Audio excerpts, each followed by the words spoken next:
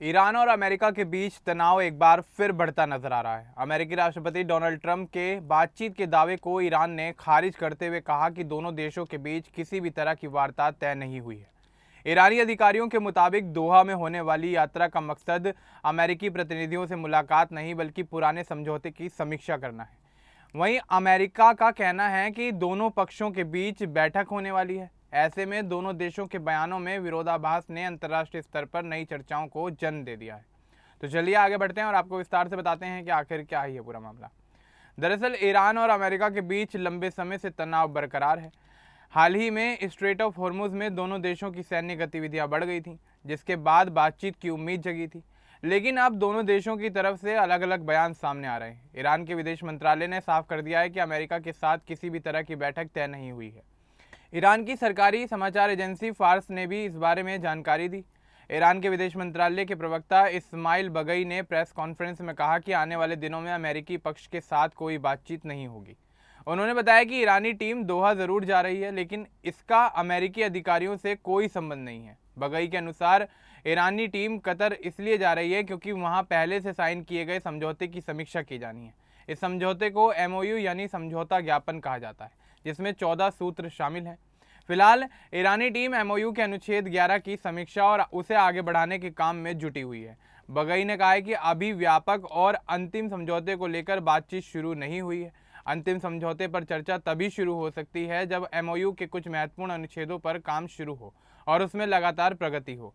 इनमें अनुच्छेद 1, 4, 5, 10 और 11 शामिल हैं। ईरान का कहना है कि इन अनुच्छेदों का पालन दोनों देशों के बीच विश्वास बनाने के लिए ज़रूरी है।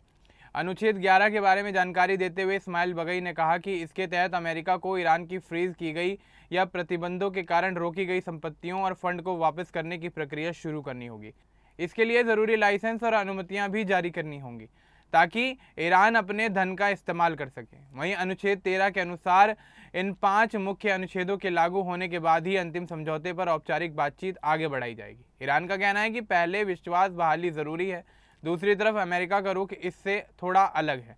व्हाइट हाउस ने कहा कि अमेरिका के विशेष दूत स्टीव विटकॉफ और राष्ट्रपति डोनाल्ड ट्रंप के वरिष्ठ सलाहकार जेरेड कुशनर मंगलवार को दोहा पहुंचेंगे।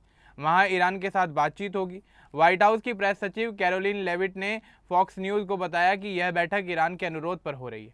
अमेरिकी राष्ट्रपति डोनाल्ड ट्रंप ने भी सोशल मीडिया पर लिखा कि ईरान ने बैठक के लिए अनुरोध किया है और यह बैठक दोहा में होगी। यह पूरा घटनाक्रम स्ट्रेट ऑफ हॉर्मुज में हाल ही में हुए तनाव के बाद सामने आया है। उस दौरान दोनों पक्षों ने वहां सैन्य गतिविधियां की थी। अब दोनों देशों के बीच शांति की कोशिशें चल रही हैं। हालांकि ताज़ा स्थिति अभी पूरी तरह स्पष्ट नहीं है। ईरान लगातार कह रहा है कि उसकी दोहा यात्रा सिर्फ एमओयू की समीक्षा के लिए है और इसका अमेरिका के साथ सीधी बातचीत से कोई संबंध नहीं है। वहीं अमेरिका के अधिकारी दोहा जा रहे हैं, लेकिन ईरान की ओर से किसी सीधी बैठक की पुष्टि नहीं की गई है। एमओयू जून 2026 में पाकिस्तान और कतर की मदद से साइन किया गया समझौता है। इसमें युद्ध रोकने और स्ट्रेट ऑफ हॉर्मुज में जहाज़ों की आवाजाही को आसान बनाने और कुछ प्रतिबंधों को हटाने जैसे मुद्दे शामिल हैं। इसके अलावा ईरान ने कुछ परमाणु सामग्री को पतला करने पर भी सहमति जताई थी। ईरान चाहता है कि पहले एमओयू के मुख्य हिस्सों पर काम पूरा हो, उसके बाद ही किसी बड़े समझौते पर बातचीत की जाए। वहीं अमेरिका जल्दी नतीजे चाहता है। दोहा कतर की राजधानी है और कतर अक्सर ईरान और अमेरिका के बीच मध्यस्थ की भूमिका निभाता रहा है। पिछले कुछ महीनों में भी वहां दोनों देशों के बीच कई बैठकें हो चुकी हैं। ईरान के प्रवक्ता ने दोहराया कि अभी अंतिम समझौते के लिए औपचारिक चरण शुरू नहीं हुआ है। उनका कहना है कि पहले भरोसा बनाना जरूरी है और अमेरिका को ईरान की संपत्तियां वापस करने की प्रक्रिया शुरू करनी होगी। ट्रंप का कहना है कि दोहा में होने वाली बैठक महत्वपूर्ण हो सकती है या नहीं भी। उनके अनुसार ईरान ने बातचीत का अनुरोध किया है, लेकिन ईरान इस दावे को सिरे से नकार रहा है। यह पूरा विवाद दोनों देशों के बीच लंबे समय से चले आ रहे मुद्दों से जुड़ा हुआ है, जिसमें परमाणु कार्यक्रम, प्रतिबंध और क्षेत्रीय सुरक्षा जैसे विषय शामिल हैं। ताज़ा जानकारी के अनुसार दोनों देशों की ओर से लगातार बयानबाजी जारी है। ईरान की टीम दोहा पहुंच चुकी है या पहुंच रही है, जबकि अमेरिकी अधिकारी भी रवाना हो चुके हैं। हालांकि अभी तक दोनों पक्षों के बीच सीधी मुलाकात की कोई पुष्टि नहीं हुई है। कई अंतर्राष्ट्रीय मीडिया इस पूरे घटनाक्रम पर अपनी नज़र बनाए हुए हैं।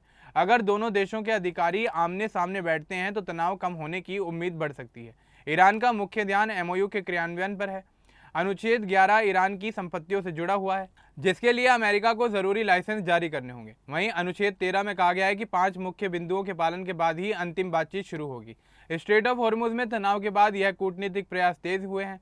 क्योंकि यह क्षेत्र तेल की आपूर्ति के लिए बेहद महत्वपूर्ण है। दोनों देश शांति चाहते हैं, लेकिन शर्तों को लेकर सहमति नहीं बन पा रही है। यह पूरा मामला दिखाता है कि बातचीत आसान नहीं होगी और विश्वास बनाना सबसे पहला कदम है। फिलहाल दोनों पक्ष अपने अपने बयान पर कायम है। अंतर्राष्ट्रीय समुदाय उम्मीद कर रहा है कि जल्द कोई सकारात्मक खबर सामने आएगी। ईरान की आर्थिक स्थिति और अमेरिका के प्रतिबंध भी इस पूरे मामले के बड़े मुद्दे हैं। एमओयू में कुछ राहत देने की बात कही गई थी, लेकिन सबकी नज़र अब इस बात पर टिकी हुई है कि दोहा में आगे क्या कुछ होता है। दोनों देशों की टीमों की मौजूदगी से बातचीत की उम्मीद ज़रूर बनी है। इस पूरे घटनाक्रम का असर क्षेत्रीय राजनीति, तेल की कीमतों, सुरक्षा और अंतर्राष्ट्रीय संबंधों पर पड़ सकता है। ईरान साफ कह चुका है कि अभी अंतिम समझौते की बातचीत शुरू नहीं हुई है और पहले एमओयू लागू होना चाहिए। वहीं अमेरिका का कहना है कि बैठक हो रही है। दोनों देशों के बयानों में अंतर बना हुआ है और अब आगे की स्थिति बेहद महत्वपूर्ण होगी। अब इस पूरे मामले को लेकर आपका क्या कुछ कहना है, हमें कमेंट बॉक्स में जरूर बताएं। बाकी इस तरह की और अपडेट्स के लिए हमारे चैनल को सब्सक्राइब करना ना भूलें। धन्यवाद।